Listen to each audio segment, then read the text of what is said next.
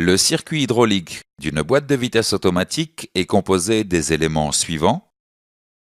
Une pompe à huile qui assure l'alimentation en huile du circuit. Un distributeur hydraulique qui pilote les flux d'huile vers les différents systèmes. Un échangeur qui refroidit l'huile de la boîte de vitesse. Et un circuit de graissage. La pompe à huile assure l'alimentation du système en huile sous pression. La pompe, située entre le convertisseur et le carter de boîte, est entraînée par le moteur. Son débit est donc proportionnel au régime moteur. L'huile est aspirée dans le carter inférieur à travers une crépine, puis elle est refoulée vers le distributeur hydraulique. Lors d'une intervention sur une boîte de vitesse automatique, il faut savoir que l'huile contenue dans les boîtes de vitesse automatique est spécifique à chaque famille de boîtes.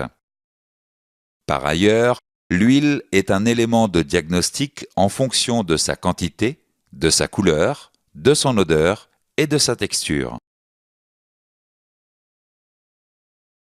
Le distributeur hydraulique assure différentes fonctions au sein du système. Il régule la pression des flux d'huile fournis par la pompe.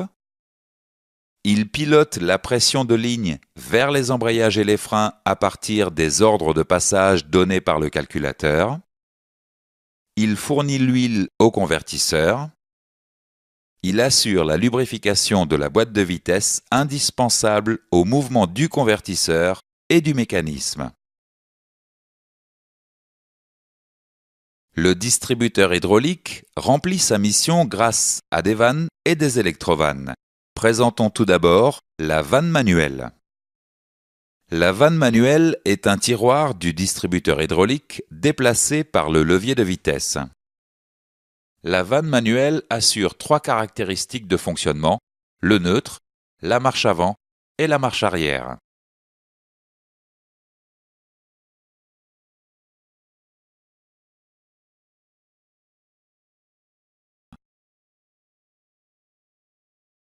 Selon la position de la vanne manuelle, les récepteurs concernés sont alimentés par le distributeur hydraulique. Le débit et la pression que la pompe à huile fournit ne sont pas constants car la pompe est entraînée par le moteur. La vanne de limitation de pression assure une pression constante et exploitable, quelles que soient les conditions de fonctionnement. Le distributeur hydraulique utilise cette pression constante pour alimenter le circuit de graissage, le convertisseur et l'échangeur, et pour déplacer les vannes de séquence et de régulation. Par ailleurs, un clapet de sécurité permet, en cas de surpression, de rediriger l'huile vers le carter. Certaines vannes sont associées à des électrovannes. Leur activation dépend des informations reçues par le calculateur. Les vannes de séquence sélectionnent le parcours de l'huile afin d'alimenter les récepteurs. La vanne de régulation gère la pression de ligne appliquée sur les récepteurs. Les vannes de progressivité assurent un maximum d'agrément de conduite lors des changements de rapport. Dans le chapitre suivant, nous détaillerons le fonctionnement des vannes et électrovannes qui assurent ensemble la gestion adaptative de la transmission automatique.